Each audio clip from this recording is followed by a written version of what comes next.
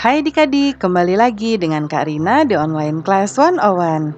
Kali ini kita akan belajar matematika untuk kelas 4 tema 1, subtema 2, kebersamaan dan keberagaman.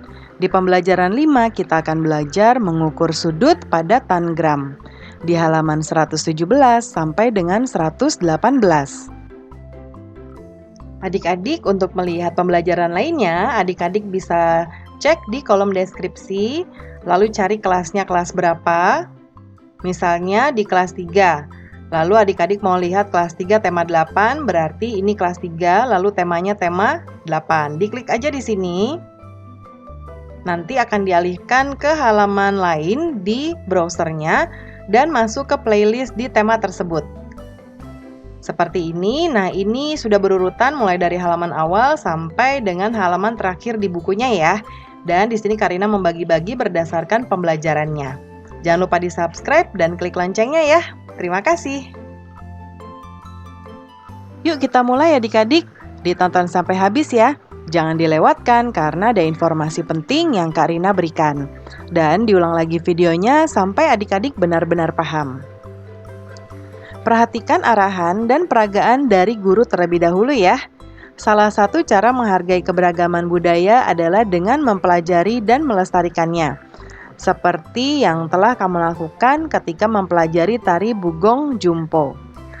Tahukah kamu bahwa Tuhan menciptakan budaya yang berbeda agar kita saling mengenal dan saling menghargai?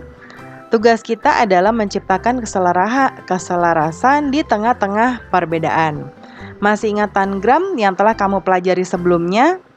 Tangram seperti ini ya adik-adik. Nah, seperti ini sudah Kak Rina berikan angka untuk menyatakan masing-masing bangunan ini namanya bangun apa. Ya, contoh ini segitiga RST ya. Ini kemudian persegi KLMN ya. Nah, kemudian coba kamu perhatikan kembali berbagai tangram berikut. Dengan bentuk yang berbeda-beda, kita bisa membentuk bangun atau gambar baru yang menarik dan kreatif. Beri huruf A, B, C, D, dan seterusnya di setiap sudut pada tangram berikut. Ya, nah ini sudah Kak Rina buatkan.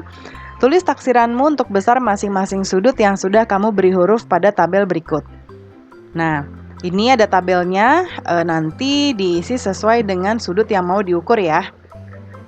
Diberikan contoh, di sini ada sudut A. Nah, dari contoh ini tidak ada di Kak Rina ya adik-adik ya. Namun di contoh ini adalah sudut A, perkiraannya 75 derajat. Kemudian hasil pengukurannya adalah 80 derajat. Ya. Nah, yang nomor 2 Kak Rina akan buatkan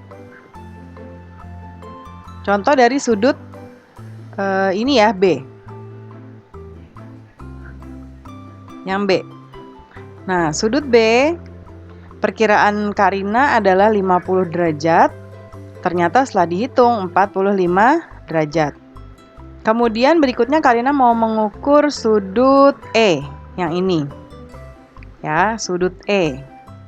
Sudut E ini ketika Kak Rina taksir atau perkiraan 110 derajat, ternyata setelah dihitung 120 derajat. Lalu berikutnya sudut I. Ini sudut I, perkiraannya adalah 90 derajat, hasil pengukurannya juga 90 derajat. Kemudian yang berikutnya, yang kelima, Kak Rina akan mengukur sudut R ya. Ini, sudut R. Nah, perkiraan Kak Rina 90 derajat, setelah diukur juga 90 derajat.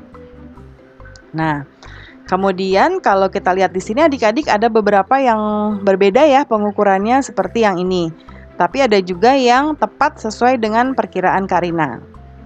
Sekarang buktikan taksiranmu dengan mengukur menggunakan busur derajat dan tuliskan hasilnya di sini sudah Kak Rina tuliskan ya. Tarik kesimpulan tentang hasil pengukuran sudut tersebut. Nah, kesimpulannya dari Kak Rina adalah ada beberapa hasil pengukuran sudut yang berbeda dengan hasil taksiran. Sehingga perlu lebih teliti dan hati-hati saat melakukan taksiran besaran sudut. Ya, itu kesimpulannya. Dan untuk memastikan berapa besar derajatnya memang harus menggunakan busur ya, busur yang seperti ini. Ya. Nah, pembelajaran kita sudah selesai ya adik-adik. Terima kasih sudah menonton sampai akhir. Mohon dimaafkan apabila ada kesalahan dalam perkataan maupun dalam materi yang diberikan. Sampai jumpa di pembelajaran berikutnya. Dadah!